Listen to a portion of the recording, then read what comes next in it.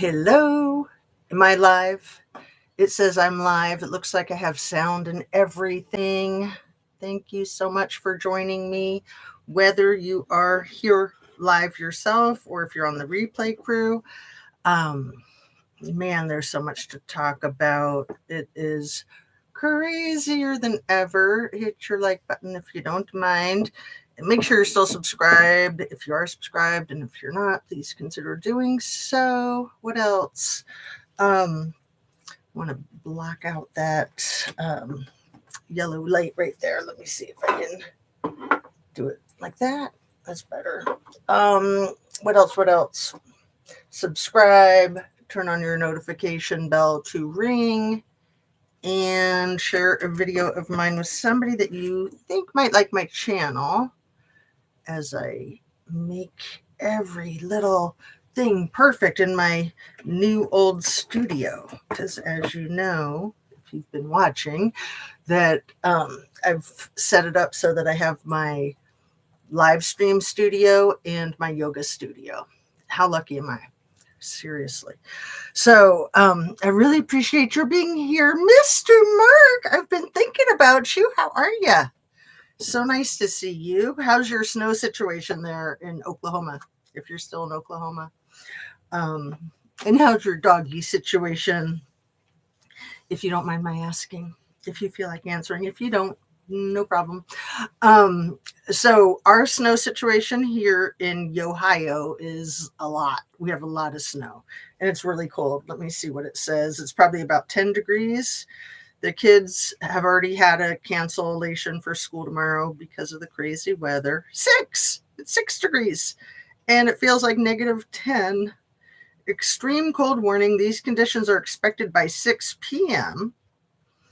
and it's 5 right now, Monday, January 26th. Additional alerts. I apologize for the wax in my teeth. That may be disgusting. Stick my finger in my mouth and try to rearrange it. I didn't finish my whole disclaimer, did I? Notification bell to ring. Share a video. I think I said share a video of mine with somebody that you think might like my channel. Turn on your notification bell to ring if you want to be notified when I come on live or post a video or a community post. And what's the last thing? Did I say the part about that everything I say is simply my opinion for the sake of hoping to start a conversation, open up a discussion, learn something, be educational. And all these videos are made for the tube of you and me. Are you still doing your channel, Mr. Mark? I miss your insight. You've got such great insight. 6 inches of snow and 11 degrees. Dog is okay, not great, but both still here. Aw, that's awesome. And we have a 16-year-old cat. I don't know that I've really talked about her because I just focus on the dogs. We have 3 dogs and 3 cats. And the 16-year-old cat was having some trouble, but we took her to the vet and she seems fine now. Let's see. What was I looking for? I was looking for the weather. I did that. Now I'm setting my phone down. Okay, so things I want to talk about or don't want to talk about, but do, is the situation in Minneapolis. It is bad. I was just watching Jim Acosta. I love Jim Acosta, and he was kicking some butt today. Just now, the video that I watched. I'll link it up in the description. Actually, let me do that now while I'm talking so it's not something that I lag. Sometimes it takes me a while to get the things up. So Jim Acosta, there it is. It's called Live Breaking News. It was about an hour long and I watched the whole thing. Fantastic. And then another one that I watched that I will also link up that I thought was very hopeful was hold on, let me use my brain. I'm trying to do 2 different things at once. Chewing gum and walking? No way. So who was the other one? It was a female. who's really good. I'll get it for you one sec. Okay. So there, the Jim Acosta video is in the description. Hit save. And I think that the other video that I can tell you what it was is MS Now, and it was Wallace. Is it Marsha Wallace? Oh, let me see. Copy it. Why am I spacing on her first name? But anyway, she does a piece called The Best People, and she did a 1-hour video that was extremely hopeful. Extremely hopeful. It is Marsha Wallace, isn't it? I'll look at your comments if you want to answer, Mr. Mark, if you're still here. Let's see. Yeah, I think it's Marsha Wallace. Whoever it is, Miss Wallace is awesome. It's interesting, these people that used to be Republicans that now I think identify as Democrats. You know, I've for a long time felt like sometimes they both suck. So I think that a lot right now. So for my thumbnail, I used a still shot from the, let me just make sure I'm getting her name right, Marsha Wallace. Let's see.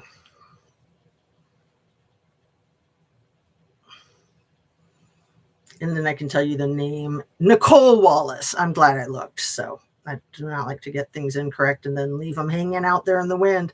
So Nicole Wallace, this video is from 8 hours ago. It's her series called The Best People with Nicole Wallace, and Susan Rice is her guest. I've never heard of Susan Rice. The woman is very accomplished, very well spoken, and they had an amazing conversation that I highly, highly, highly recommend. And I already linked it in the description. Andrea's here too. Woohoo! Let's see. I'm working on channel stuff, but not soon. Yeah, I've kind of taken a step back. You know, I used to really like to try to be live every single day, and I still want to get back to that, but I've kind of toned it down. I've been like every 2 or 3 days. Recently, I even took a whole week off. It was just too much horrible crap with the Renee Good and now with the Alex PRETTI. The still shot from Nicole Wallace's video of Alex PRETTI right before he's executed. Check out that still shot. It's hideous. And the fact that he has his back to the executor, the fact that he's like on his hands and knees, like that's all you need right there. There's no argument for self-defense. And it even seems like the president himself is backing off this crap. He's sending Caroline with a K to go help tone things down in Minnesota, and Tom Homan. Like, that's gonna go probably not so well because they're both jack-offs, if you don't mind my saying. This is a horrible USA and world right now. Shame on those people. And, you know, I agree with you, and I really believe in our country, and I really believe in our world, and I really believe in people. It is the worst of times. It is like World War II or World War III. I'm not patting myself on the back. I wanted to be wrong. I literally thought that Biggly Piggly would start World War III to try to avoid the whole freaking Trumpstein files. And I'm not the only one who believes that that's exactly what we're seeing right now. There's a lot of people talking about that online. And I think that, you know, I think that the good will prevail over evil. I really do. I think it is. Martha, right or wrong, not red or blue. That's funny that you thought it was Martha Wallace. I thought it was Marsha Wallace, and it's Nicole Wallace. Maybe that's her middle name or something. Or maybe that's someone else that we're thinking of. Anyway, Nicole Wallace is an amazing journalistic, investigative journalist. It's so important for investigative journalists to be able to do their jobs. I'm not necessarily a fan of Don Lemon. There's some good things about him, but there's also some crappy things about him. But the fact that they tried to arrest him for entering that church last week, that was a huge catastrophe. And, I think that the government could still indict him, but it would be rejected. I think the courts have been siding with him all along. In fact, the courts even sided with the civilians that went into the church just today. And that really surprised me. Because it is illegal to go into a place of worship and protest, basically. But it's not illegal to go into a place of worship to document protesting as a journalist. So Drea says, het, everyone. So heartbroken. I love that, het. I know you meant hey and you fat thumbs, right? I'm sending 11 after ice. I don't know what 11 after ice means, but yeah, I saw a really good protest sign. All these amazing folks in Minneapolis. Somebody made a sign with like an old school snow cone where it's like the red, white, and blue, like the white stripe in the middle, the cherry on one side, the blue raspberry on the other side. And it said, I prefer my ice crushed. Non-violence for sure, but I thought that was perfect. And just, it takes you back to see those snow cones. We all grew up on those, didn't we? They funded and knew of this mess. Right. The Democrats, there's 7 Democrats. I think Chuck Schumer, Cory Booker, and Hakeem Jeffries are probably the only 3 I can name off the top of my head. 7 Democrats that voted to fund ICE, and yeah, screw them. They need to get the F out. This whole ICE is really just a Donnie Two-Dolls militia. And how many of the J6ers, the 1,600 that were pardoned, are now ICE employees? I'm going to bet you probably almost all of them. Annabees, woohoo! Lovely to see you, my dear. Lovely to see all of you. We will overcome, but it's so slow and how fast it went dark. Yeah.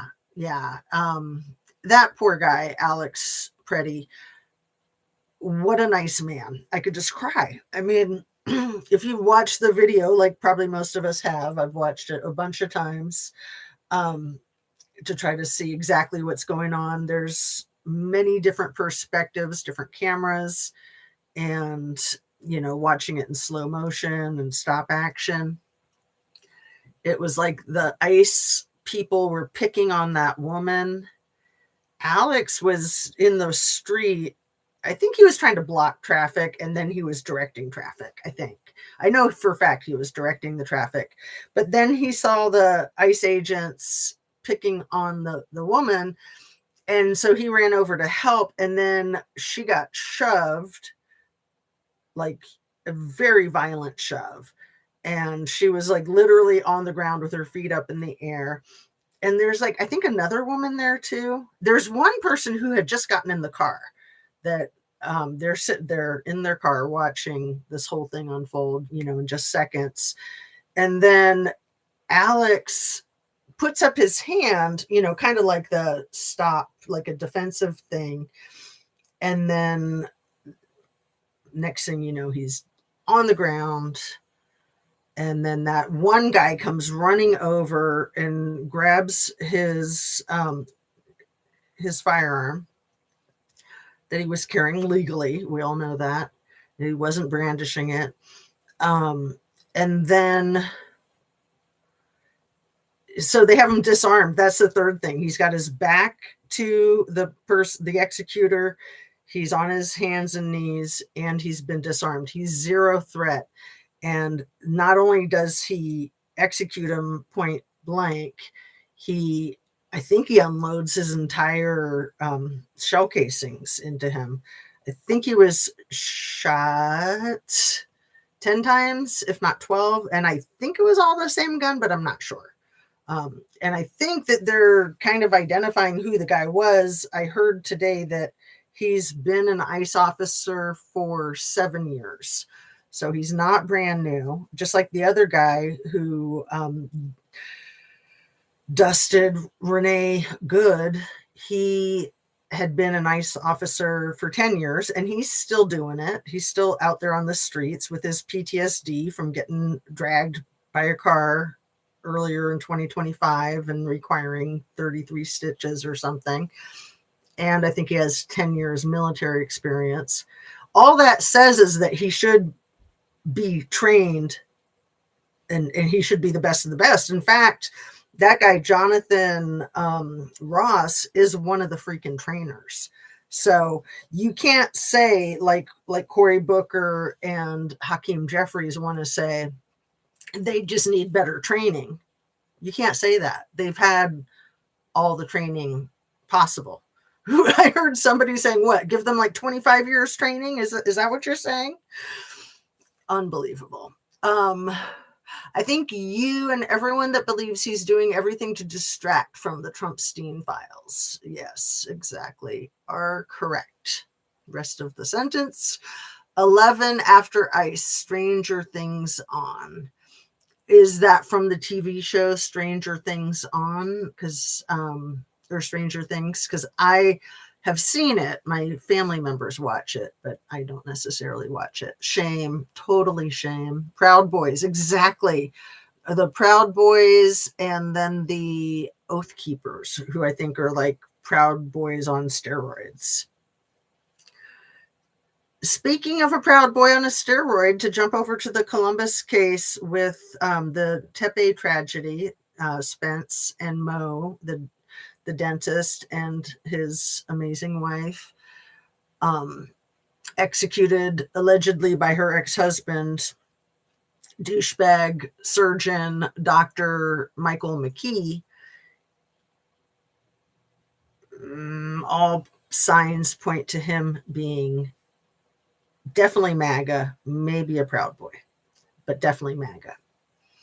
So that was something that Mo and him disagreed on heavily. When you go back to their marriage in 2015 and then the divorce in 2016, the papers were filed before the election, but then it wasn't finalized until 2017, and the election happened in the middle there. But they were very divided on that issue. And, you know, from all superficial appearances, Spencer doesn't look like MAGA. He looks like he'd be voting for Kamala. I mean, you can't always tell on the surface, but sometimes, right? Sometimes you can. But yeah, I want to underscore that I don't know. That's purely speculation on my part. It is so sad, Mark. Yeah. They also said it's just like the Call of Duty video game. Exactly. And, you know, I've never paid for not having ads on my YouTube. And the ads that pop up are so vile.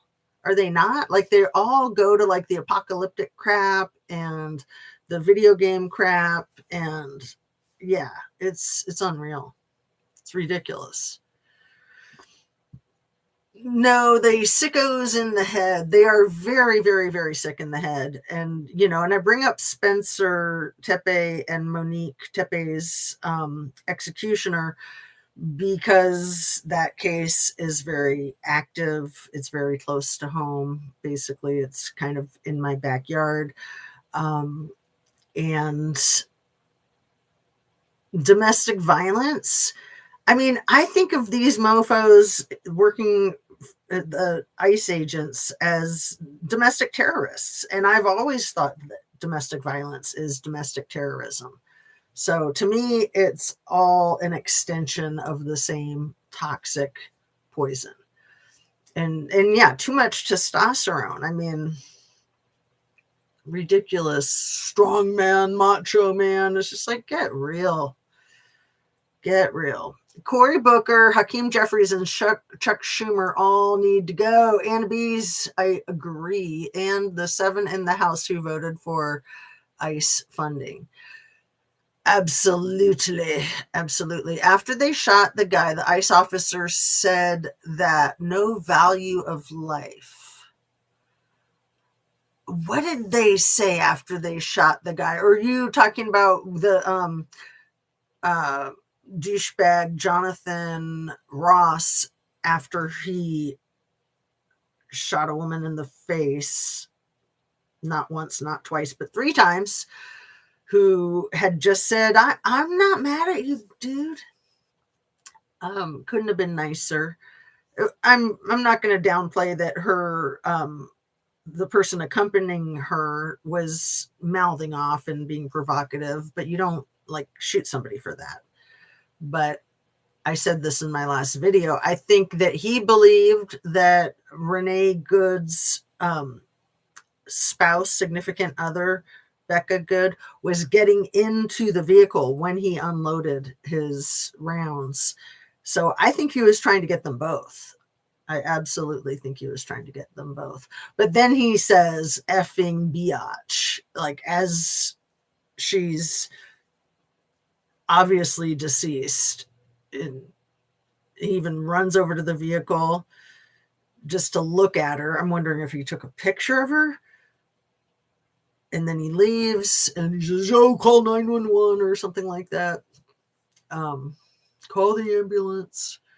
But not rendering aid. And again, this guy has 10 years military, 10 years ICE agent. He's a trainer. He should have been rendering aid. That's what you do. It doesn't even matter if somebody's a hardened criminal and they are shooting at you. Once you've neutralized them, you render aid. MF. Okay.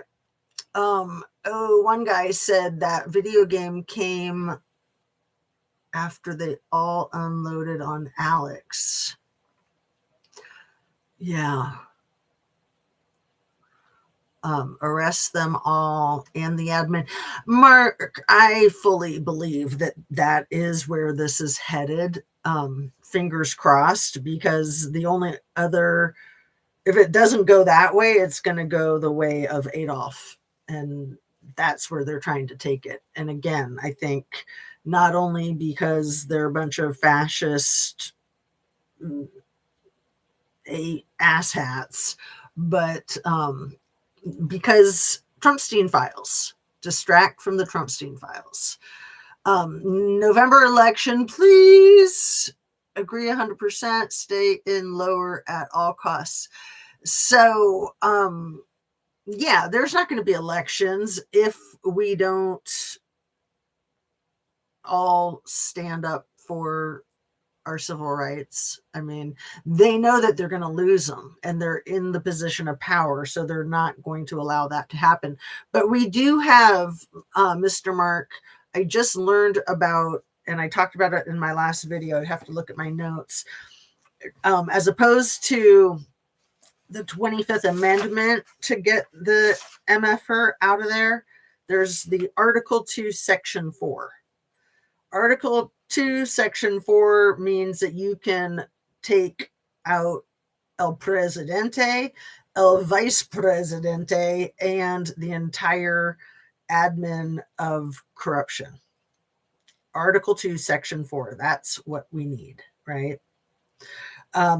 So I also want to talk some about Erica Kirk, because she's back at it. And I think she's one of Biggly Piggly's main puppets. You know, he loves to use these pretty blonde girls, no matter how vile they are, and no matter what utter failures they are, he still thinks they're going to succeed because, you know, because testosterone.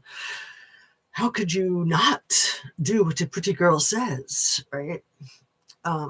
And it's all looks, man. It's all cosplay. It's all performative. It's just utter bullcrap. Yes, gets the whole cabinet. Yep, on it. Yay, Mr. Mark. And you're so sharp. Like, you know your stuff, dude. So Anna B says, I'm in a local nurse group on Facebook. They're talking about this. A nurse I work with said, we don't know the whole story, and posted a video seeming to show the pew pew on the ground and one cop kicking. Yeah, I don't think it was on the ground. I think I've seen video footage of the guy wearing tan. He's kind of a bigger guy, and he comes running over just simply to grab the firearm, and then he bolts away with it. And then, but as you can see it in some of the still shots, like this is when the other guy is aiming and about to unload. And he's got his eyes right on it. He's got his eyes. The guy who did the unloading, whose name we don't know yet, the guy with 7 years experience, he's looking right at the activity with the firearm getting taken by the other agent. He's looking right at it. It's not like he didn't know. But yeah, I mean, that's the other thing, is that you always have to have an investigation with when there's firearms involved with law enforcement. Even if nobody's hurt, you still have to have an investigation. Like, why did you pull your firearm out? You can't just go pulling your firearm out of habit. You only do that when you are intending to use it and intending to neutralize a danger, which is a nice way of saying shoot to ill with a K, right? But yeah, a local nurse group on Facebook, you would think that they might be a little more compassionate towards the nurse who was trying to help a woman who was getting, I don't know, bullied and roughed up by douchebag dudes. Ugh. And yeah, all the beating that they were doing, to me, it looks like they're pistol whipping him. I don't know that they are. But again, there needs to be in full investigation, just like there needs to be with Renee Good. And of course, the administration is drawing all these conclusions immediately with no investigation, and then trying to prevent the rightful authorities from doing a rightful investigation. It out of the way. Oh, kicking it out of the way. Got the rest of your sentence there. Let me read that whole thing again. I'm in a local nurse group on Facebook. They were talking about this. A nurse I work with said, we don't know the whole story, and posted a video seeming to show the pew pew on the ground and one cop kicking it out of the way. Well, I've heard that theory that the firearm went off accidentally, and then there was the panic of that Alex PRETTI's firearm went off accidentally, and then they unloaded into him. But I don't think that's true from all the videos that I've watched, and I've watched all of them probably. I mean, I've scoured the internet and just really tried to see all the different angles available. But of course, I mean, you don't know the whole story. Like, you don't know if there was an altercation a minute before that. I mean, you're only getting a few seconds beforehand. You know, same thing with Renee Good. It's like, apparently Renee Good and her partner Becca Good were following ICE. But again, you don't ill for that. You might arrest somebody if they're interfering with your ability to do your job, but you can't arrest somebody for videotaping you. That's part of your job, is to be able to tolerate that. That's absolutely mandatory. People are allowed to videotape you and photograph you when you're doing your job, so long as they're not interfering with your ability to do your job. Okay. I know the whole story. They lie and are evil, and it's on tape. Exactly, Mr. Mark. And then they try to say, don't believe your lying eyes, believe our lies. Republicans defend no matter what, somehow. Because it's like a cult. It's like a death cult, which is, again, part of the thing with Erica Kirk and her Make Heaven Crowded tour that she's on right now. What a weirdo. Lobia Anabi. I think that's love. I love that. Lobe. Another fat thumb. Love.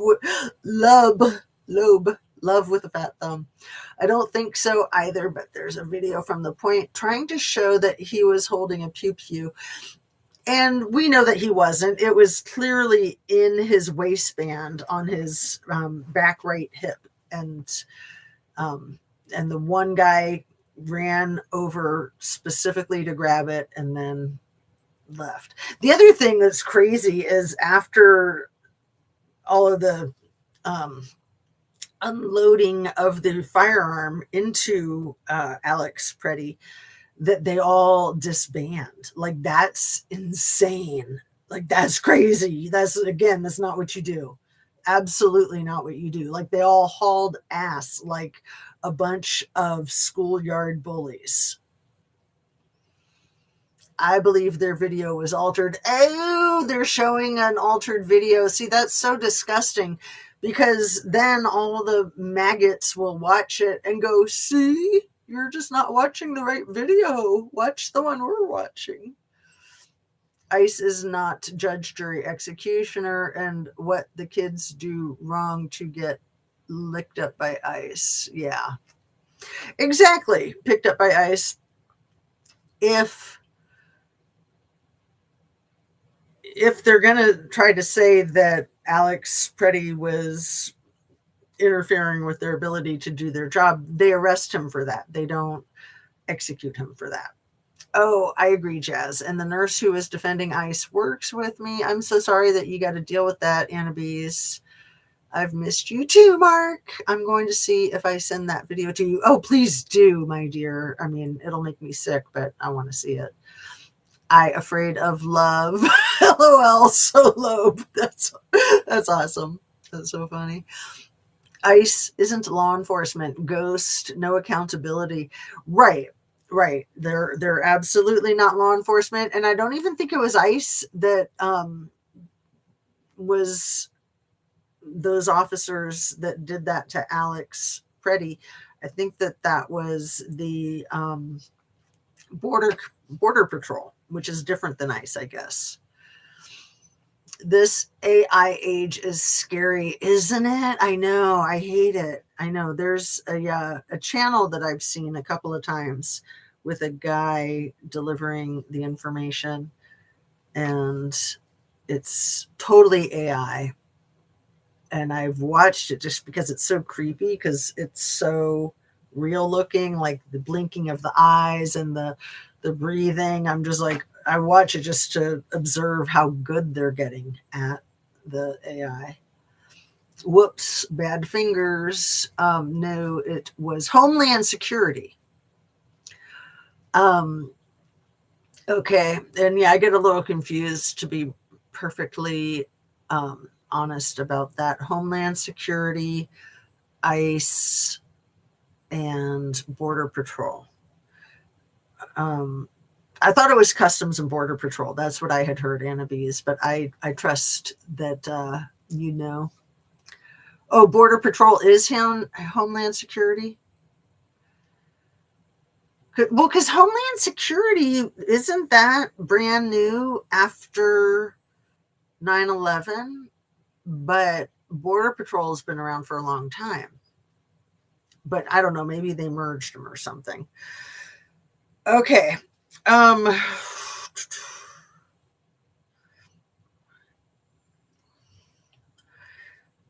All the projection, all the accusations are a projection. You know, Donnie Two Dolls loves to talk about the rapists, the red rummers, and the criminals from other countries. When I think he's projecting. I think that the accusation is simply a confession and a projection. He's the rapist, the red rummer, and the criminal, in my opinion, allegedly. But I think that that could be proven in an actual court of law, not one run by his thugs and him. But the other thing he likes to talk about is these horrible people who molest children. Excuse me? Trumpstein files? And then the accusation of all of these protesters and all the people that showed up at Kamala's rallies, they're all organized, they're all paid, they're all bussed in, they all have matching signs that are obviously mass produced. Again, excuse me? Who has matching fancy signs that are mass produced? Who pays people to show up to their rallies or stand around their golden escalator as they descend upon the freaking earth to destroy it 10 years ago? And I think that Biggly Piggly paid about 50 people about $50 each just to stand there and clap as him and Melania went down their stupid golden escalator at the Trump Tower, which wouldn't it make more sense to go up? I mean, seriously. But yeah, the matching signs. Why do they always have people standing behind Biggly Piggly when he's at a podium with their stupid matching signs, or all of them in their hard hats, or whatever the thing of the day is? I remember one from his first term where it was a doctor in a long white lab coat with a stethoscope who was standing right behind him. And I was just like, you got to be kidding me. Like, why not the thing on the head, and why not the like the Leonard thing with the name badge from work? Like, oh, he just happened to like pop into this speech and forget to take his stethoscope off. OMG, how stupid is that? But yeah, whenever they're making official statements too, the maggots, they always have to have all their extra people behind them. Or like Biggly Piggly when he's sitting at his giant Resolute desk and he has to have like 20 people flocking him on either side. Like, you can't stand up by yourself?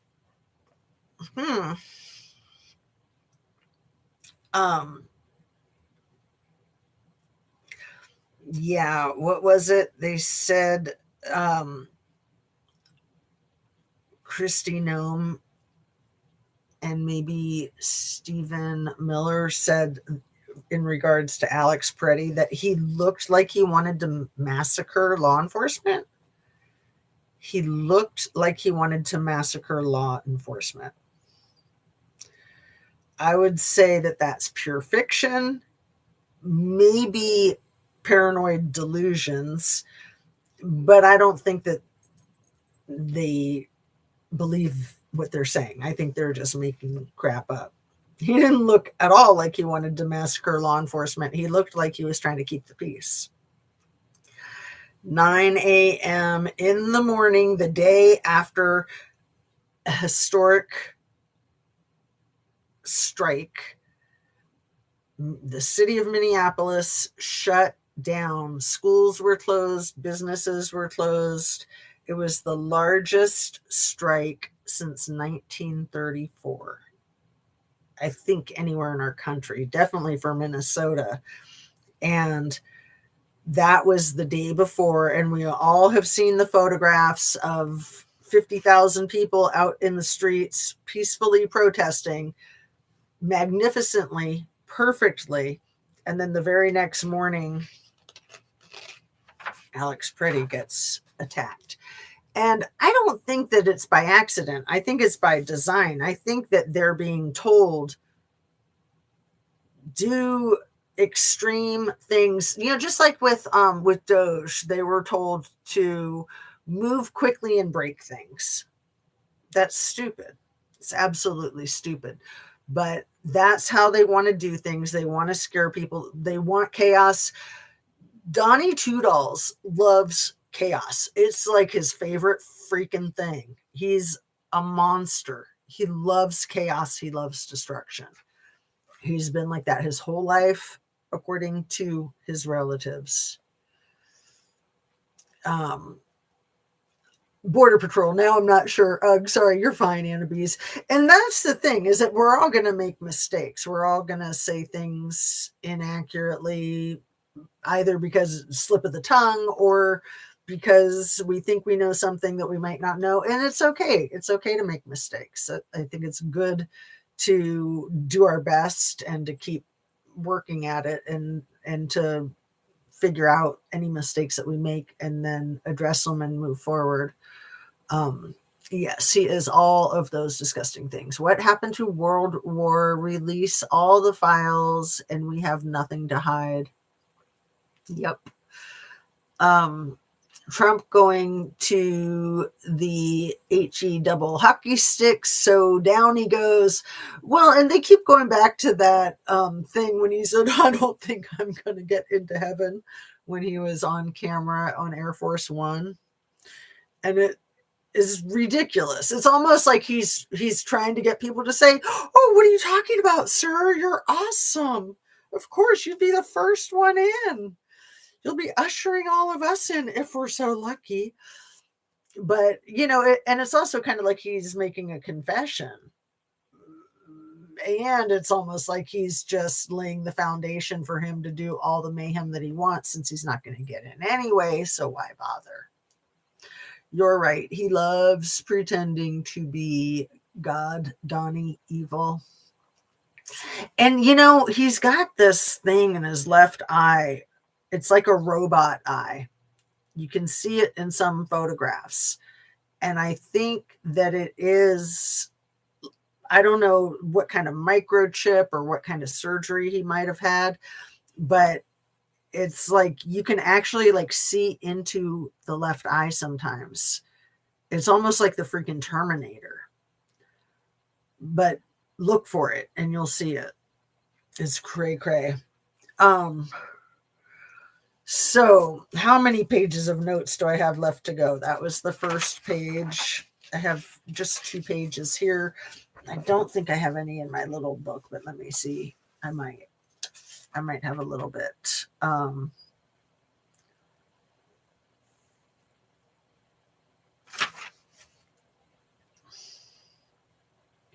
No, I don't. Good. All right. It just makes it simpler when I just have the one book. 2 pages, 43 minutes in. Did I ask you guys how you're doing? Sorry if I skipped that. I really do like to know. And, I feel like I'm doing pretty good, but mostly that's just because I got my studio spaces all taken care of. And I'm so excited to have 2 studio spaces. And what is that? Something right there. Is that my phone? Yeah, that's my phone. That's just kind of making a glare. So yeah, if you want to see my latest yoga videotape from last night, you'll see the cool studio space. One of the reasons why I had to kind of divvy them up is so that we can make the yoga studio a guest room really easily, just by putting a mattress down in the middle of the room, because we keep having family come stay with us. And I've been hogging up the guest rooms with my stuff. So, the 2 rooms from the kids that have moved out. So they're not sewing rooms, they're YouTube rooms, but they're also like the littler one is kind of like a storage room. That's the one I'm in now. And then the bigger one is, I've used it for both live streaming and yoga, but it takes a lot to move crap around, and I'm sick of moving crap around. So I have it so that we just got the one for people to stay in and yoga. And then we got this one. And then hopefully it all goes well. And I like the Liberty Bell behind me. I was missing my Liberty Bell over there in the other room. So yeah, when I do my YouTube, I feel so much better. I mean, this stuff has been really overwhelming. And I think when I'm really overwhelmed, part of me just doesn't even want to make videos because I don't want to just like be all hopeless. You know, it's like, I feel like I need to get like a burst of hope to make a video. So, yeah. That's just nuts, isn't it? It's just so nuts. And every day I'm like, so what's going to happen today? Like I found myself a few hours ago being like, I wonder what's exploding right now that we're going to find out about in the next hour or so. Yesterday there was a plane crash in Maine. It was, again, one of these smaller planes, I think 7 deceased, maybe 1 survivor.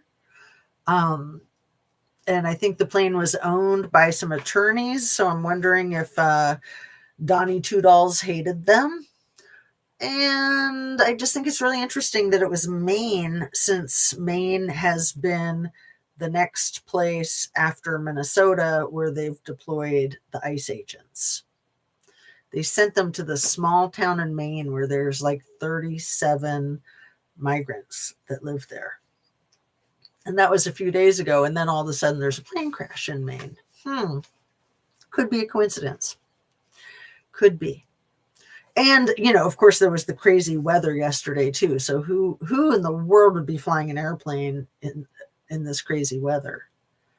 I think that's weird.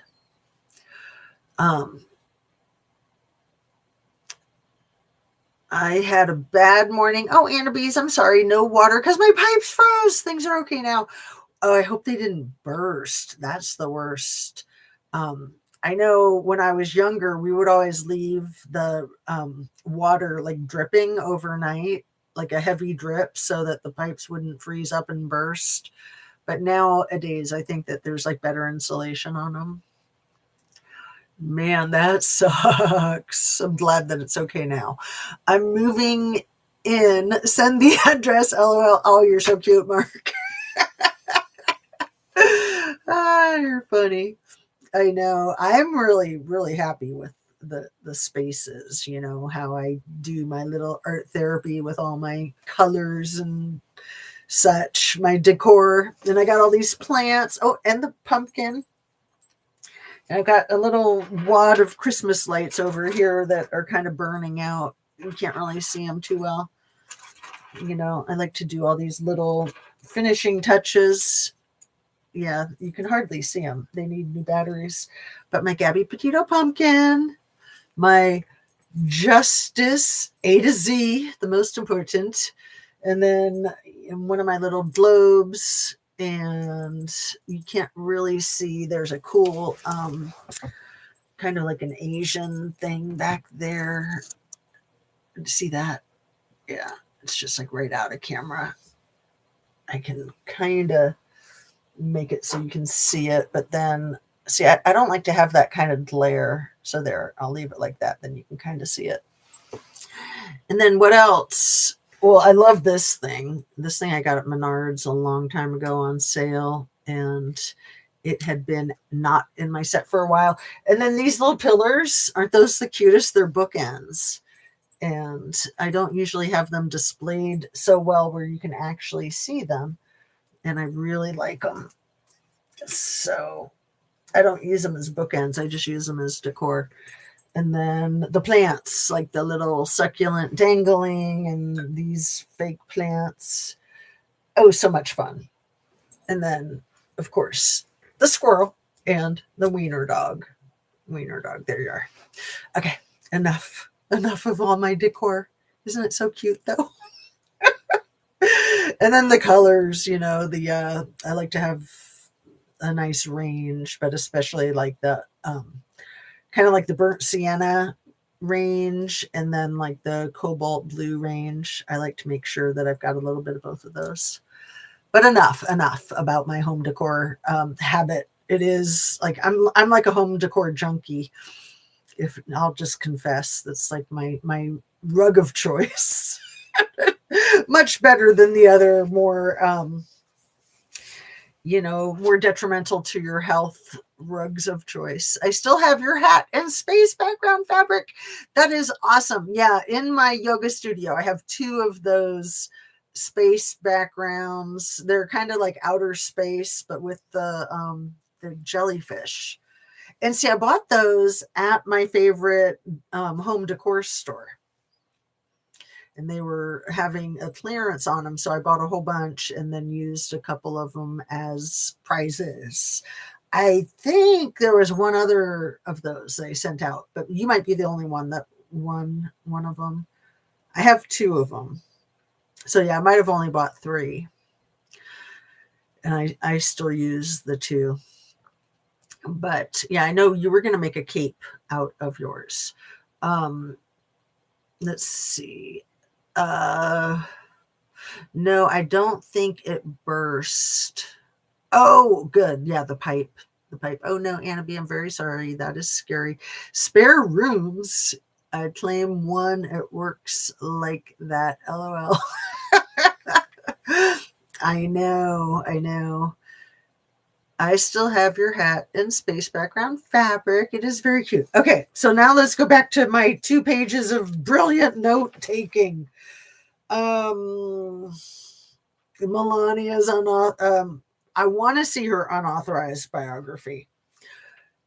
She just released Bezos, Amazon. They just released her stupid Melania biography movie. I'm sure it's going to be a huge flop, $40 million down the drain. And they went ahead and premiered it, I think, at the White House later in the day, the same day that Alex PRETTI was executed in the street by ICE. They couldn't postpone it. They couldn't reschedule it. And the buttheads that joined, like probably Bezos, some weird guests, like maybe Mike Tyson. I can't remember who else. Let's see. It was a weird hodgepodge of people. It's like, why them?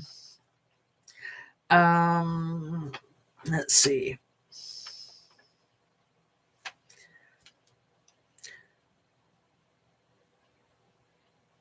What are some of the famous names that attended the screening of Melania?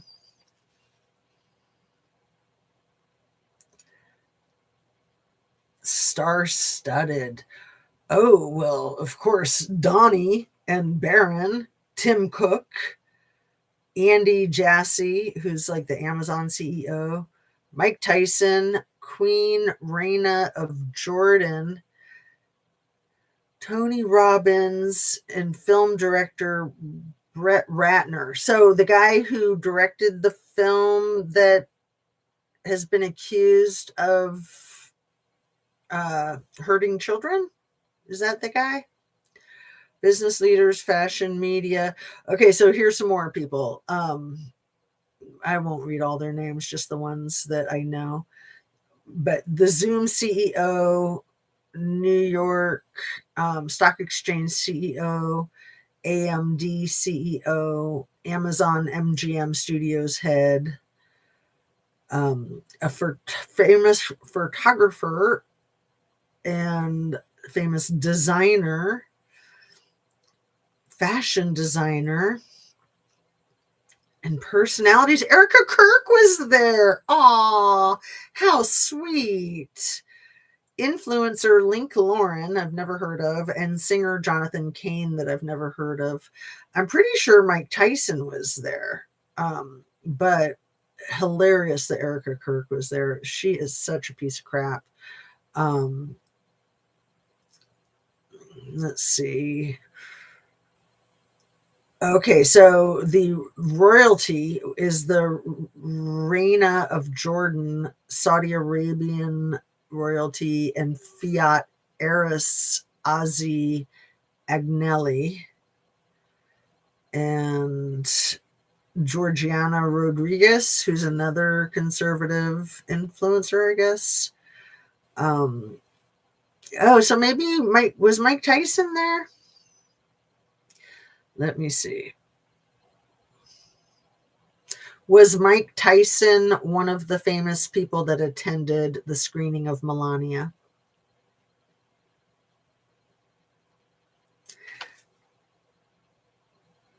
Yep. But he's like one of the only famous names that you would know that attended. Like, what in the world is wrong with him? I guess too many head injuries, right? I mean, isn't he the guy who bit the guy's ear off during the fight? Pretty sure. What a nut job. Okay. So the documentary provides an intimate look at Melania Trumpster Fire's life during the 20 days leading up to her husband's second inauguration. The catering, guests were served monochrome themed refreshments, including custom black and white popcorn boxes and cookies bearing the Melania name. Okay, so they were served black and white food for the black tie event. That's kind of disgusting. I mean, that's just weird. So hopefully they had like white chicken breasts with white potatoes and white onions, maybe. And then maybe some black caviar on the side. I don't know. Black seaweed, black rice. I don't know. Blackened chicken.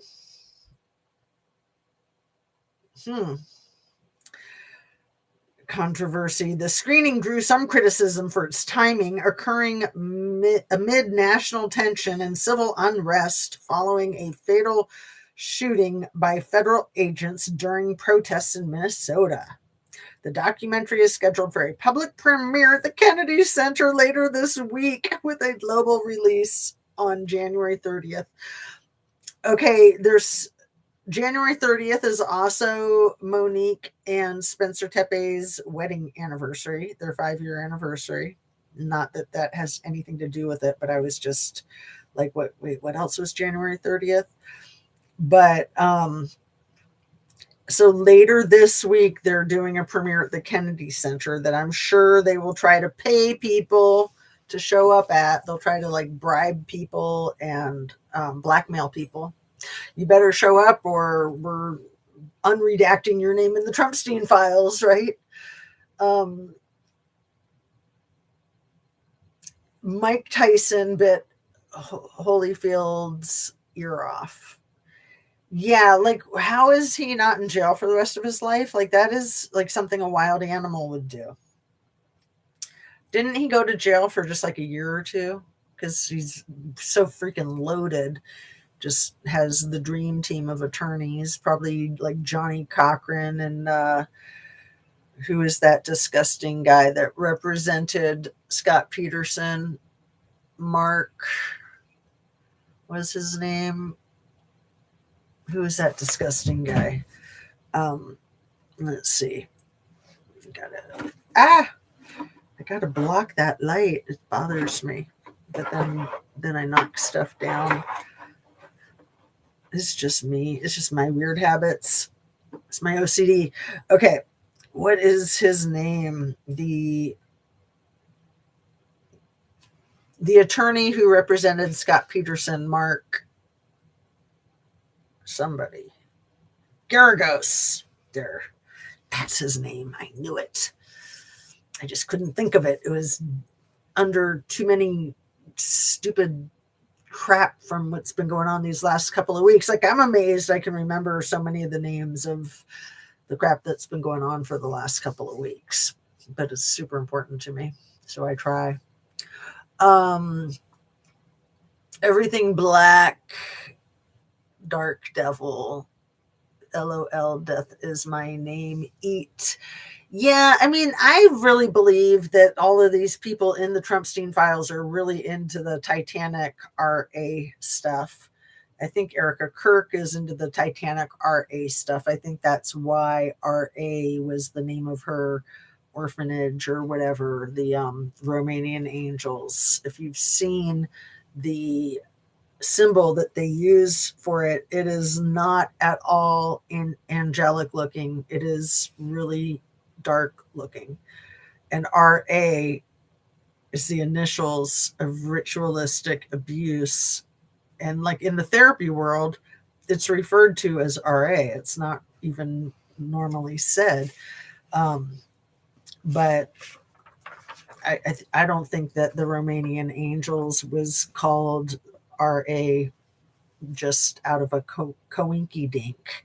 I think that, these things are like dog whistles. So for the people that are in the know, that are looking for that kind of thing, they see the RA with the Titanic looking, not angel wings, but more like evil horns, evil with a D. And they go, great. And they see the picture of all the pretty little kids, and one of them's even a baby. And they go, great, I'm in. It's disgusting. It's absolutely disgusting. And I think that the unaliving is a huge part of it. I think that, whenever there's abuse, there's going to be unalivings, whether they're intentional or accidental. I mean, when there's life, there's the opposite of that too. That's part of the human condition. But when you've got these islands and ranches and mansions and tunnels, it's easy to hide a lot of dark, evil crap. Okay. So,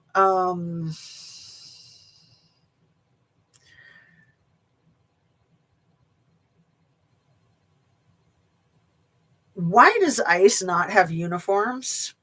That makes no sense, except for the fact that they are intentionally trying to blend in with regular civilians, so much so that I've heard in the last 24 hours that the agents in Minnesota are out buying like Patagonia and things that are more local trends so that they can blend in and look less like ICE agents. They also use a lot of flashbangs, which are designed to temporarily blind and obscure hearing, but they can permanently damage sight and hearing. A lot of flashbangs. So I have heard also that when Alex PRETTI was red-rummed, that a lot of the witnesses were apprehended and that their devices were apprehended. Have you guys heard that? It wouldn't surprise me in the least. I mean, it almost seems, it does seem predictable, doesn't it?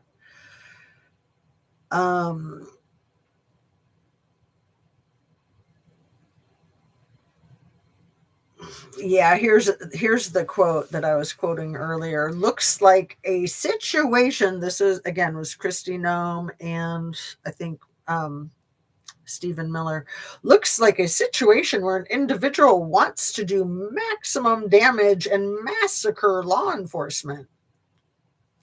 It only looks like that if you are paranoid, delusional, and living in a fantasy land. It does not look like a situation where an individual wants to do maximum damage and massacre Ellie, although it does, again, projection and confession. It does look like a situation where the individuals of ICE want to do maximum damage and massacre civilians, protesters. Absolutely. I'd have to agree with that.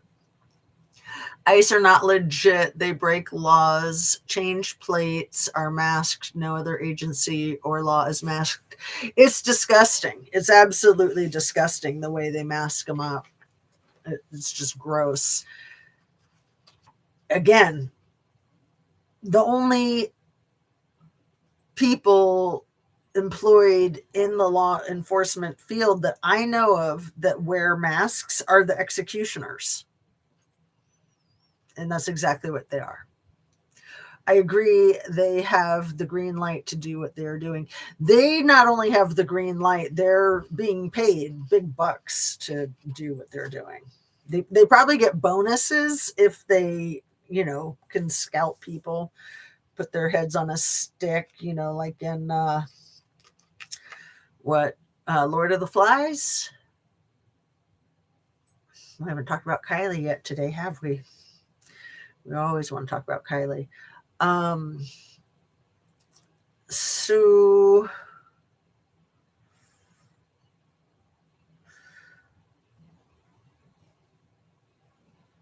yeah, the car that all of this happened right in front of when Alex PRETTI was executed, it was a white Hyundai. And the person is like getting into the car right as things are starting, as that woman gets pushed to the ground, shoved violently. And then they're sitting there in the driver's seat with all of this unfolding right in front of them. And that must have been so frightening.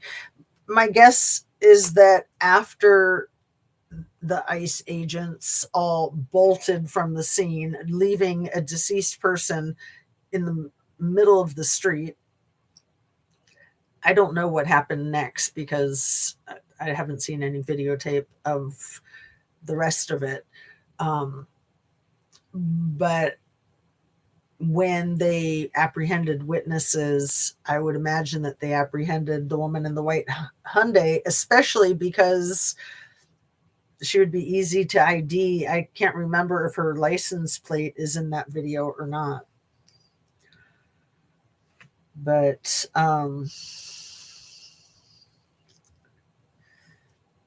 yeah, the statements made by Kristi Noem and Stephen Miller simply do not compute with the video that we see. The video evidence does not support their statements at all. And like I said, before I came on my live just now, it seemed like even Mr. freaking sure shits in his pants that even he was backtracking and maybe throwing Kristi Noem under the bus. Jim Acosta was in his video speaking directly to DJT and saying, you need to fire Kristi Noem and Stephen Miller by the end of the day. It's your only saving grace. I don't think he will. I mean, he hasn't fired anybody. He hasn't fired Keg's Breath. So Erica Kirk called anti-ICE protesting demonic. I think it's demonic. It's like, no, biatch, you're demonic. When she does that thing with her eyes, it's like she's trained herself to do the snake eye thing. It's crazy. I also heard that they tried to get phones from bystanders. Dumping pants McTaco tits. Yes. Shit for brains. OMG. He looks so bad. And so he's resorted to not just covering up the bruises on his hands, but the last few times I've seen him, he's been wearing black gloves. And not even when he's outside necessarily. He wore those black gloves on the January 6th of 2021, the day of the insurrection. I remember noticing his creepy looking black gloves. He's like the freaking Undertaker. The other thing that's really disgusting that Miss Erica Kirk says, other than that any anti-ICE protest is demonic. She always says this, I understand the sentiment. It's like, obviously you don't. And then these ICE agents being granted complete immunity. Okay. JD Vance said that, like that Jonathan Ross has complete immunity. Nobody has complete immunity. What Susan Rice in that Nicole Wallace video interview said is that he's confusing complete immunity with political impunity, which I'm not smart enough to know what that means. So let's look it up real quick. Political impunity. And I'm not even smart enough to know what's my phone and what's my phone holder. Let's see. And yeah, we're getting close to an hour and 15. So I will be trying to wrap it up shortly too. Complete. And sorry, my daughter just turned on the TV really loud. I'm going to ask her to turn it down real quick.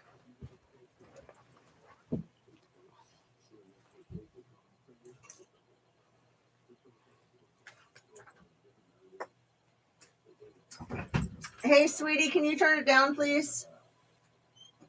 Thank you.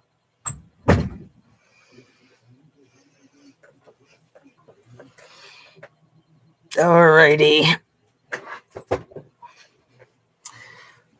Let's see. What was I going to look up? The political impunity. Do you guys know what it means? Dumping pants, tits. Titty baby. That's what they like to call him. Those I like to call them the bitches from IHIP. What is the IHIP? I've had it. Yeah. I've had it politics. Those biatches. I mean, I say that, as a compliment. But yeah, they love to call him taco tits and titty baby. Those are their favorites. Political impunity. Let's see. Political impunity. Meaning. So we're going to learn this together. It's the exercise of power without accountability. Yikes. Where leaders or officials act above the law and escape punishment for corruption, human rights abuses, or crimes. It signifies a failure to uphold the rule of law, often thriving due to weak judiciaries, corruption, or entrenched patronage systems. Key aspects of political impunity. That's exactly what it is, huh? Sorry, my nose is super itchy. I don't like to scratch my nose on camera, but I will because sometimes you just have to. Sorry about that. Excuse me while I do disgusting things on camera.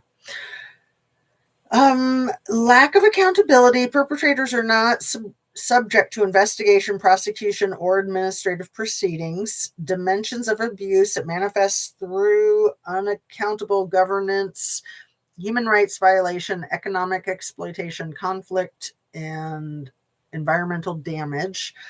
Consequences. It denies victims justice and redress, often resulting in the law is for suckers mentality. Oh, just like fighting wars is for suckers. Context. It's prevalent in authoritarian regimes, but also present in democracies with weak institutions or high corruption. Essentially, it is the systematic failure to hold powerful actors responsible for their misdeeds. Let's see if I want to read any more. I found that very, very educational. I think that this is all some of this is repetitive, but let me just read what Wikipedia says. It's not too long. Impunity is the ability to act with exemption from punishments, losses, or other negative consequences. In the international law of human rights, impunity is failure to bring perpetrators of human rights violations to justice, and as such itself constitutes a denial of the victim's right to justice and redress. Impunity is especially common in countries which lack the tradition of rule of law, or suffer from pervasive corruption, or contain entrenched systems of patronage, or where the judiciary is weak, or members of the security forces are protected by special jurisdictions or immunities. Impunity, sometimes considered a form of denialism of historic crimes. Interesting. Yikes. Can I keep reading? Do you guys mind? Loeb, I've had it. Yeah, I know those girls are great. The Armenian genocide was fueled. This is an example. Armenian genocide was fueled by impunity for the perpetrators of earlier massacres of Armenians, such as the 1890s Hamidian massacres. After the genocide, the Treaty of Sevres required Turkey to allow the return of refugees and enable them to recover their properties. However, Turkey did not allow the return of refugees and nationalized all Armenian properties. A secret annex to the Treaty of Lausanne granted immunity to the perpetrators of the Armenian genocide and put an end to the effort to prosecute Ottoman war criminals. Hardly anyone was prosecuted for the systematic red rum of hundreds of thousands of Armenians. According to historian Stefan Ihrig, the failure to intervene and hold perpetrators accountable made the genocide the double original sin of the 20th century. I'll just read a little bit more of the human rights principles, and then we'll be done with that. They say the cops who shot Alex has body cams. Wow, will they be edited with AI? Right. And I don't think any of those ICE agents wear body cams. They should, but I don't think they do. If they wore body cams, then why did Jonathan Ross videotape with his cell phone? See, that's evidence that they don't have body cams, because he was a trainer with 10 years experience. If anybody's going to wear a body cam, it would have been him. Human rights principles. I just want to read this part. The amended set of principles for the protection and promotion of human rights through action to combat impunity, submitted to the United Nations Commission on Human Rights on February 8th, 2005, defines impunity as the impossibility of bringing the perpetrators of violations to account, whether in criminal, civil, administrative, or disciplinary proceedings, since they're not subject to any inquiry that might lead to their being accused, arrested, tried, and if found guilty, sentenced to appropriate penalties and to making reparations to their victims. The first principle of that same document states that impunity arises from a failure by states to meet their obligations to investigate violations, to take appropriate measures in respect of the perpetrators, particularly in the area of justice, by ensuring that those suspected of criminal responsibility are prosecuted, tried, and duly punished, to provide victims with effective remedies, and to ensure that they receive reparation for the injuries suffered, receive reparation for injuries suffered, to ensure that inalienable right to know the truth about the violations, and to take other necessary steps to prevent a reoccurrence of violations. Yeah, this all sounds really good, huh? Too bad we don't get this. Truth commissions are frequently established, like the freaking Board of Peace. Truth commissions are frequently established by nations emerging from periods marked by human rights violations, military dictatorships, civil wars, etc., in order to cast light on the events of the past. While such mechanisms can assist in the ultimate prosecution of crimes and punishment of the guilty, they have often been criticized for perpetrating impunity by enabling violators to seek protection of concurrently adopted amnesty laws. Have you guys seen Stephen Miller doing the Dr. Strangelove thing with his hand over the weekend? Cray, cray. One more short paragraph and then I'm done. The primary goal of the Rome Statute of the International Criminal Court, adopted on July 17th, 1998, entered into force on July 1st, 2002, is to put an end to impunity for the perpetrators of the most serious crimes of concern to the international community as a whole. Well, class dismissed. They say the cops who shot... Okay, I read that one. Let's see what else we got.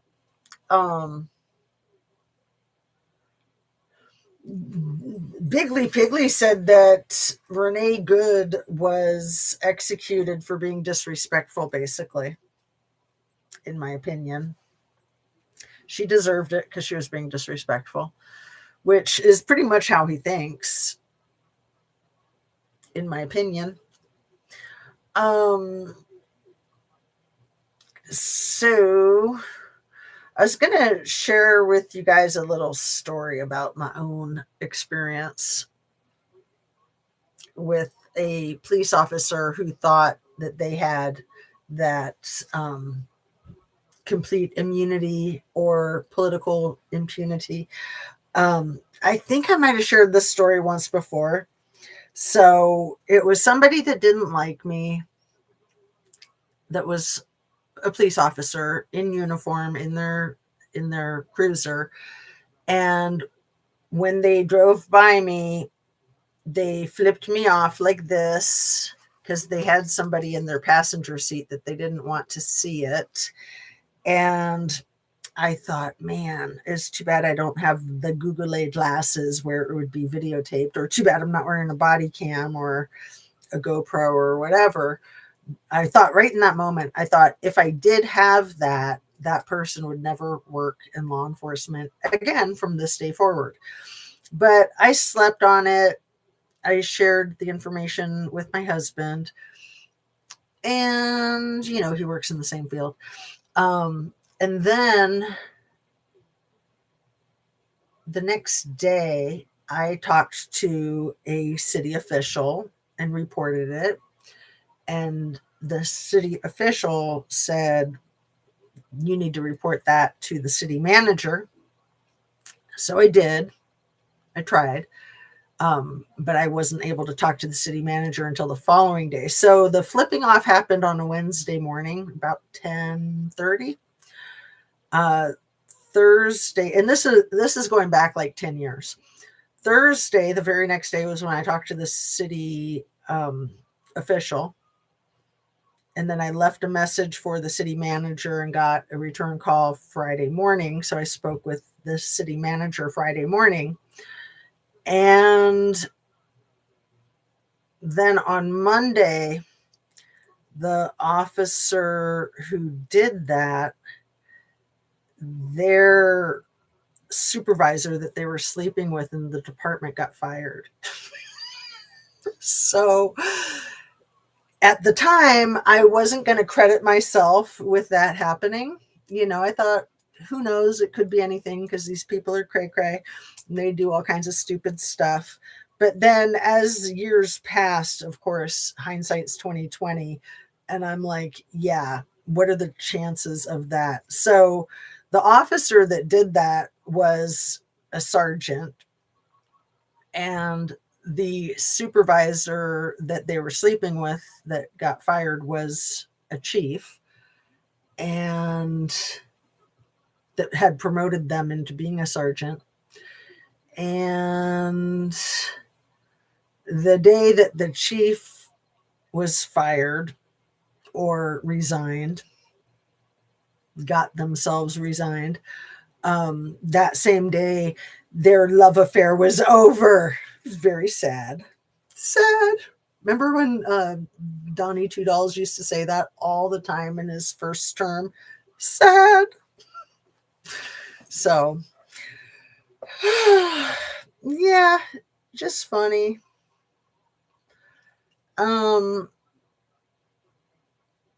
Isolationism is another word that I had to look up. The emollients clause. All these things are way too smart for me, brain. But I mentioned the Board of Peace, which I think is really funny because, that's this thing that Donnie Two Dolls is starting because he hates the UN. And if you want to be part of the Board of Peace, all you have to do is pay $1 billion entry fee for real. But board is spelled BOARD, but I'm pretty sure it's got double meaning. Completely Board of Peace. And peace is spelled PEACE, but it might as well be spelled like the other piece, like a firearm piece. $1 billion entry fee.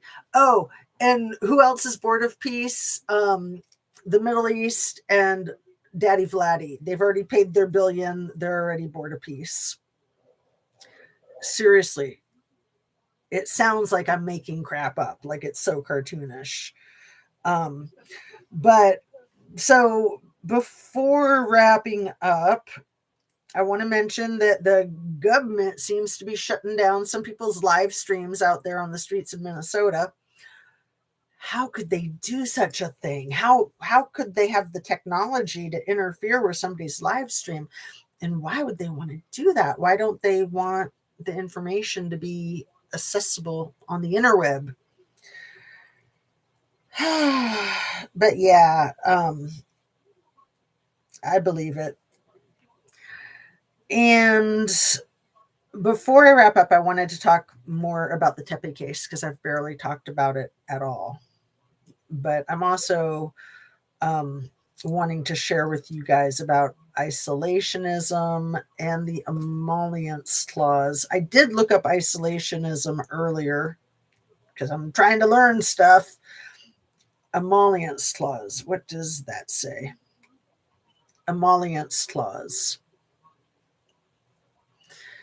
It says Molly outlaws. Let me try that again.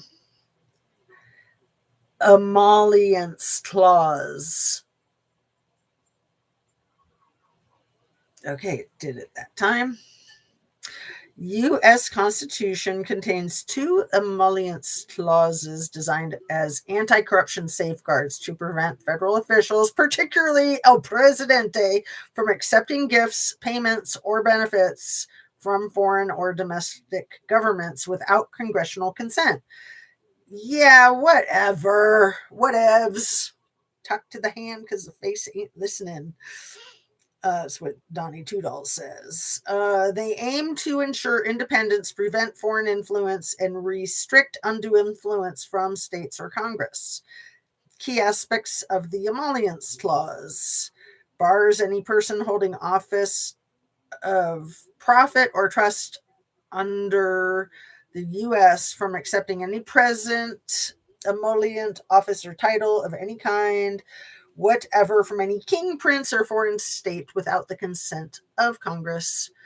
Prohibits this president from receiving any emollient from the U.S. or any state other than their established salary.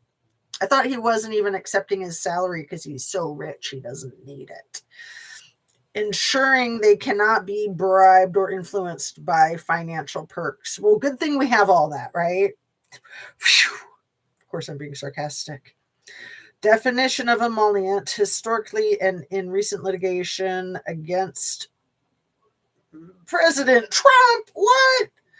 This has been interpreted broadly to include any profit gain or advantage, not just a salary. Purpose and application clauses protect against conflict of interest, blah, blah, blah. And, yeah, okay. What was the other thing? The isolationism. We'll look up that really quick and then talk a little bit about the Tepe case. Isolationism. Even though I looked it up 4 hours ago, I do not remember any of it. I might remember a little bit.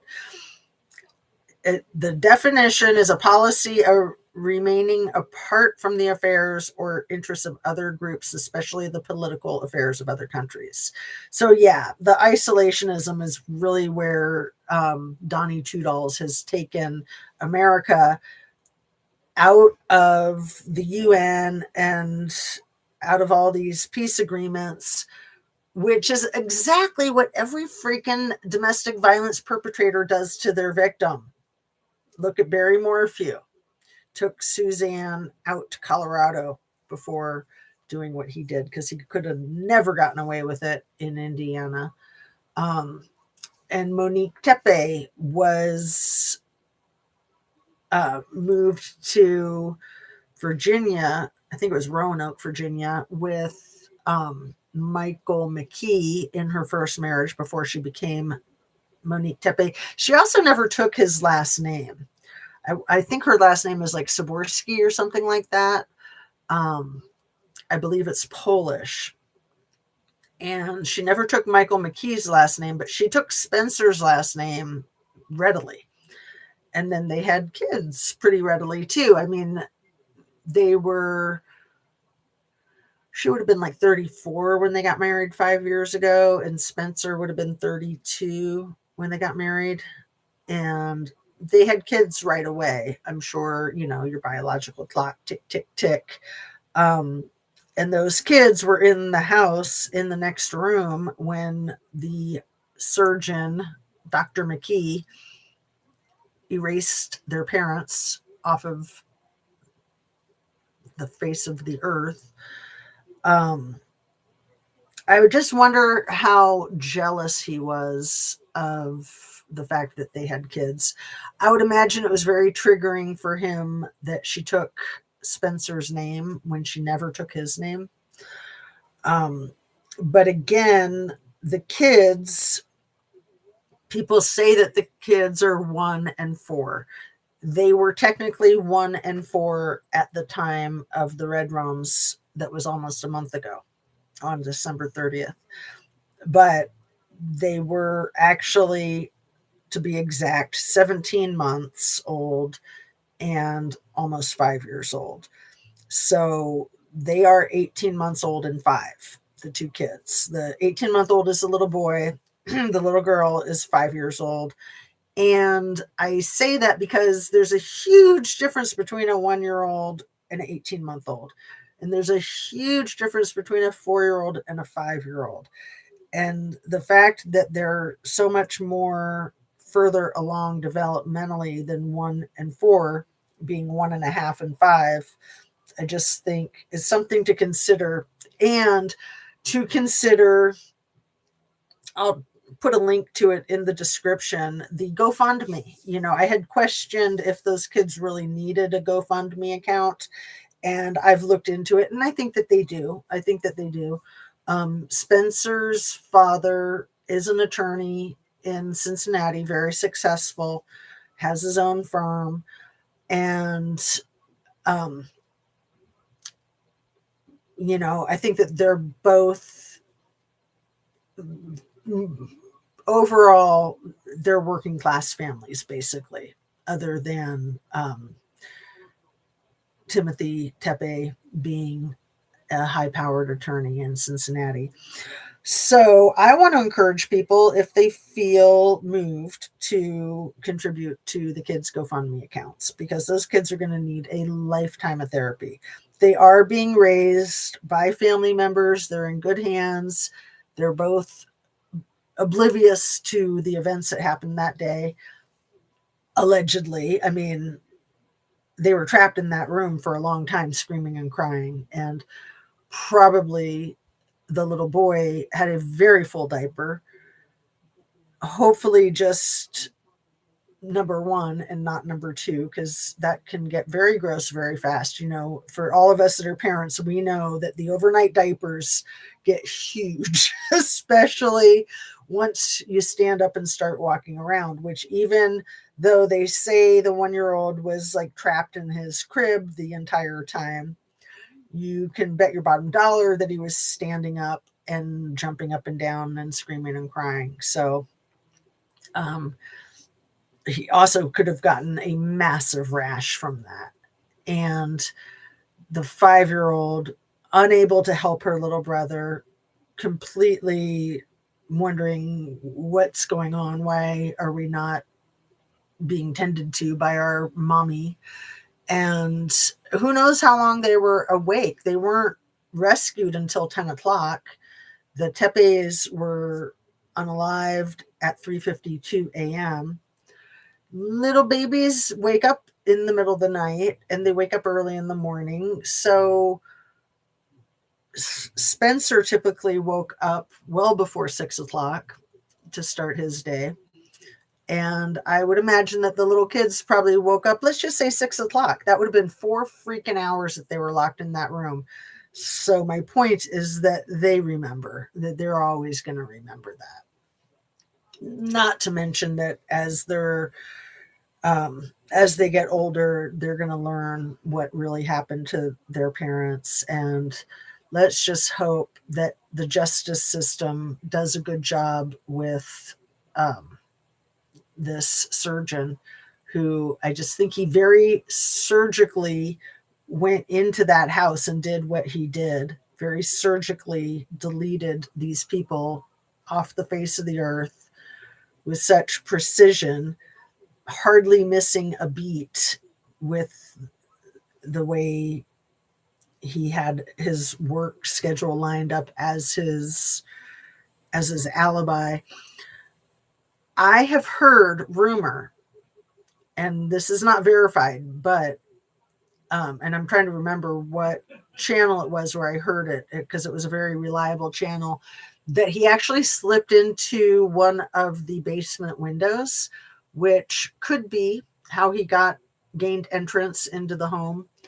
He still would have had to dismantle their security system, which I've theorized that was probably not a very difficult task for him, being, you know, of the caliber of a rocket scientist or a brain surgeon, as a vascular surgeon, that it would have been easy for him to figure out. I mean, you can probably like Google it, right? Just YouTube, like how do you dismantle someone's Wi-Fi? How do you dismantle the safety system that they had in their home, which they had a sign in front of their house that said exactly what the safety system was. And it's, let's see, I have it right here. The safety system is called Simply Safe. So this is the front of their house and the front stairs, and right there is the Simply Safe sign. So how to dismantle Simply Safe, you can probably Google it and watch a YouTube video and do that. I don't know. But yeah, Mike McKee has a dating profile online that people have discovered from like 7 years ago when he was 32. And it's interesting too, because that would have been not too long after Monique left him. But he says that he's 6'2" on the dating profile, and I'm pretty sure he's 6 feet. I've said this before, but I think that Monique was about 6 feet also. And then I believe that Spencer was like 6'4" or 6'5". And, you know, For a lot of people, that doesn't really mean much. For some people, like, why is he going to say 6'2" on his dating profile if he's only 6 feet? Who else does that? Our 6'3" president, who's probably not even 5'11" anymore. But anyway, on his dating profile, he also said that he was into hot yoga, which I just think is hilarious because, I mean, I'm way into yoga, as you guys know, and I despise hot yoga. Despise it. Granny Annie's here. Hello, my dear. How long has that been that I've not noticed? I apologize. Hello from San Felipe, Baja, Mexico. So that was 7 minutes ago, my dear. Sorry to be late in identifying your entrance into chat. How are you? How's your weather? You're probably not part of the snowstorm that the rest of us are all under. So yeah, Mike McKee saying that he's into hot yoga. I'm just thinking he's a big fat liar, but that he also thought that that was going to be like something that would attract the ladies, because hot yoga is, you know, I've done hot yoga classes, and rarely out of like a 20-person class, there might be like 2 dudes and 18 chicks. So not very many guys. And one of those dudes is probably the teacher, right? So I just think it's weird that he would put hot yoga as one of his hobbies. And he just doesn't look like a person who even stretches.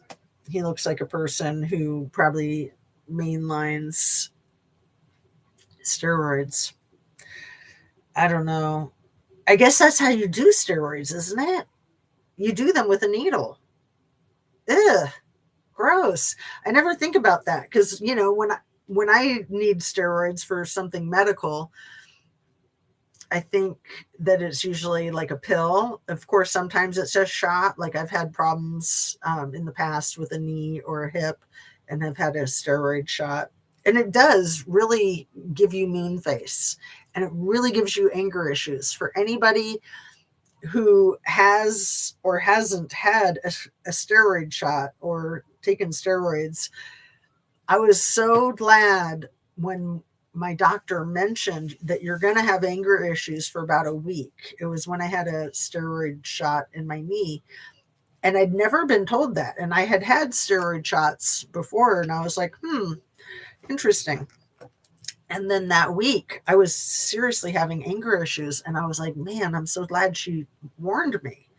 But why did none of the other physicians, when I'd had any kind of steroid treatment, ever mention beware of anger issues? So, you know, I think from looking at photographs of Mike McKee and what he used to look like, where he was very chiseled and, I hate to say it, but handsome in a very like all-American Ken doll kind of way. More recently, he's got this round face where he looks like he's put on 50 pounds, but then you see his physique and he's not like carrying extra weight. I mean, he's bulky in the shoulders, but I think he's got moon face from abusing steroids. That's my theory. Granny Annie says 70 degrees and chilly playing water volleyball today. My 2-carat diamond wedding band flew off. Did you lose it?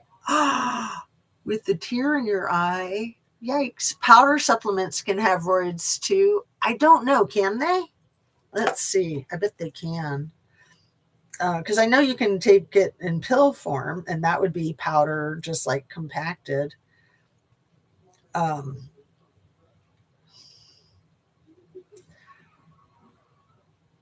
there powder supplements with steroids in them? Yes. Some powdered dietary supplements, particularly those marketed for bodybuilding, muscle enhancement, or pre-workout, illegally contain hidden anabolic steroids or steroid-like substances.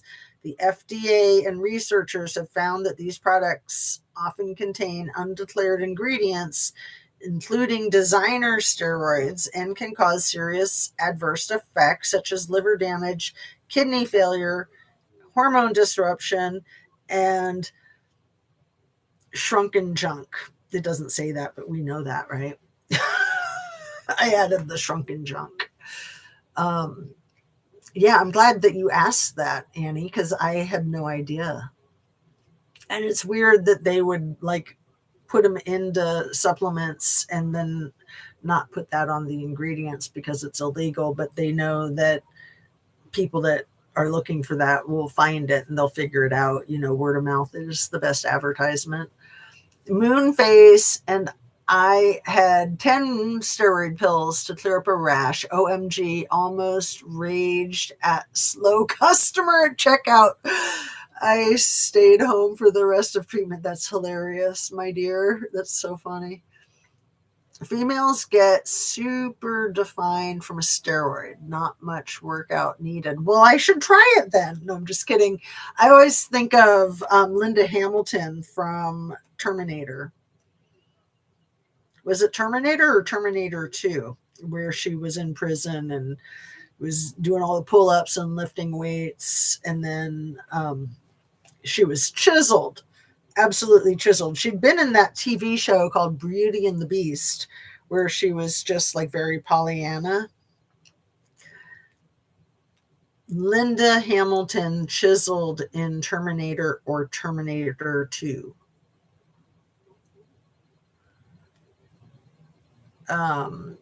She was notoriously ripped in peak physical condition for her role as Sarah Connor in Terminator 2 Judgment Day, not the first film. She underwent intense training, including lifting, and according to Arnold Schwarzenegger, was even more cut and muscular than him in some scenes. This video shows Linda discussing her intense training for the movie. Now, I think she abused steroids for that. I mean, she was way too cut. I mean, I've been cut. I've done a lot of workouts and lifting, and yeah, no. I used to do like triathlon training before I started becoming a baby factory. There might have been one more thing I wanted to share.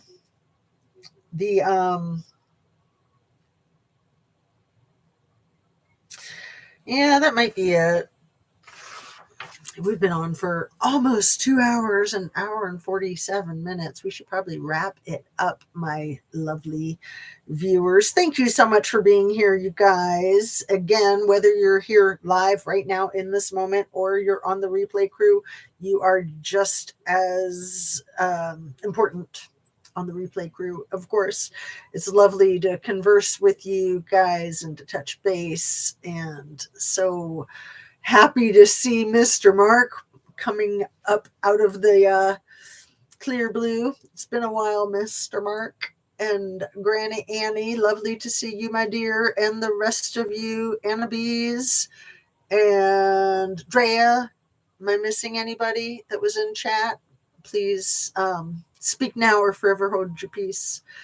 Yeah, I am worried, like, what kind of bullcrap news is going to be next. There's like a 5-year-old that they arrested in Minnesota, a 5-year-old who's in ICE custody. It's so scary. Some of the people that they apprehend or disappear, I can't help but think that they're transporting with them. I just can't help but think that. Again, I hope I'm wrong. I don't like to be right about some things. I also hope that I'm wrong about World War III. It seems like that's right where we're headed. I hope that there are some guardrails that can contain the Biggly Piggly, because he is just a roid raging catastrophic event. I mean, Ugh, he's so gross. He's so destructive. And Melania, just as gross, just as destructive, in my opinion. I believe that she is a honeypot and that she is an agent for Daddy Vladdy. In my humble conspiracy theory opinion, allegedly. And same with Erica Kirk. I think that she's a honeypot and that she is more in bed with BB. You know, she used to hang out with BB's kid. And one of my viewers asked the question, did she hang out with him or did she date him? And I was like, yeah, good point.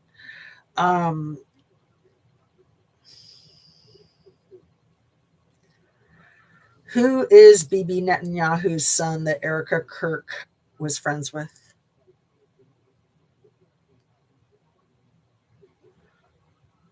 Yair, Yair. So here's a photo of them.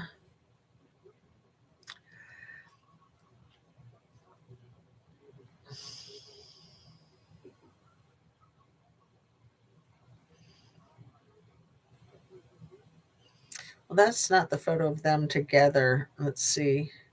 Is that it? Yeah, there's the photo of them together. I think that he's the one with the beard, the one, not the one in the middle. That's Erica.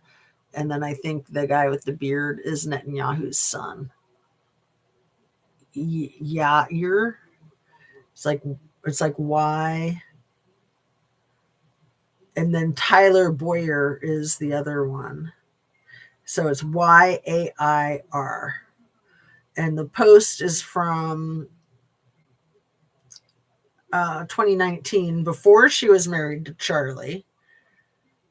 So June 13th, 2019.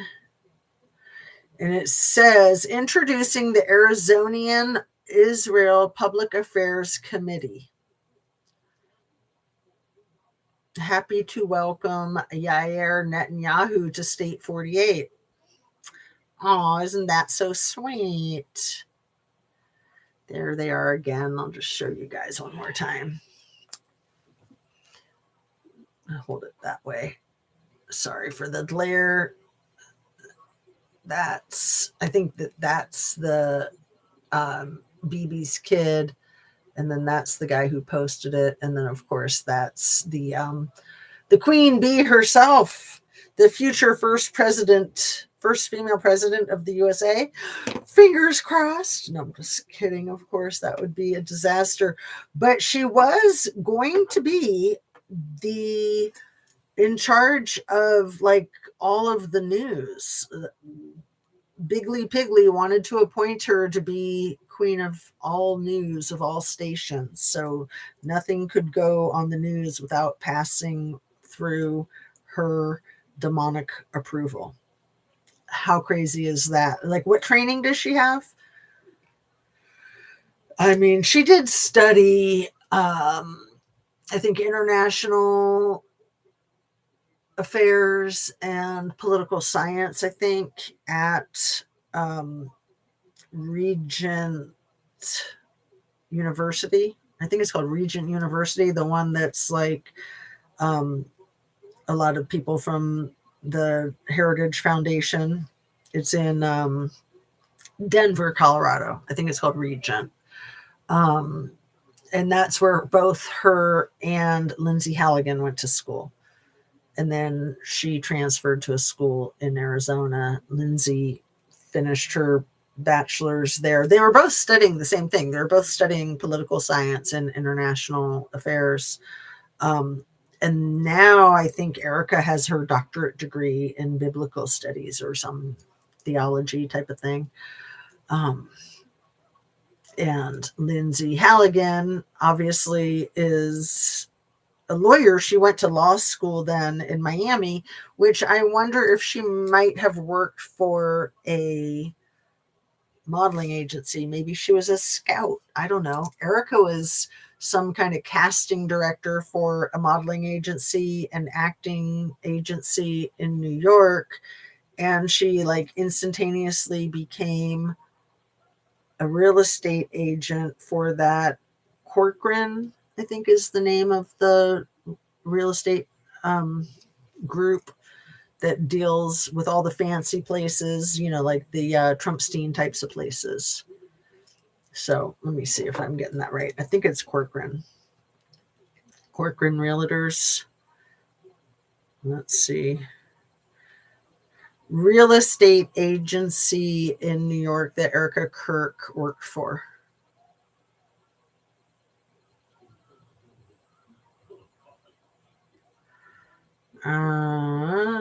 Yeah, Corcoran Group in New York City. As of 2025, she works as a real estate agent at the Corcoran Group in New York City, Wikipedia says. After the assassination of her husband, Charlie Kirk. That's funny, because I thought she was like the CEO of Turning Point. She is like Superwoman. But wait, I thought she was a trad wife.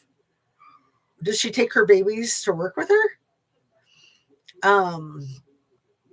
That is kind of funny, not funny. Yeah, Regis University. I'm glad I looked that up, because I said Regent. It's Regis University, where all the Heritage Foundation types like to go through. Sorry for the fee-fi-fo-fum banging in the other room. OMG. Teenagers, my goodness. And she's the founder of Everyday Heroes Like You, nonprofit supporting under-recognized charities. Bible in 365, blah, blah, blah, midweek Rise Up podcast. She and Charlie began dating in 2019. Oh, right around the time she was hanging out with BB's son. Interesting. Especially since BB has like sworn up and down that he had nothing to do with the assassination. Like, well, why are you even saying that? And then he like named a whole bunch of stuff after Charlie Kirk. But he keeps swearing up and down that he had nothing to do with it. So, interesting. All right, I am signing off now. Much love. See you on the next one. Thanks again for watching, and drink your water.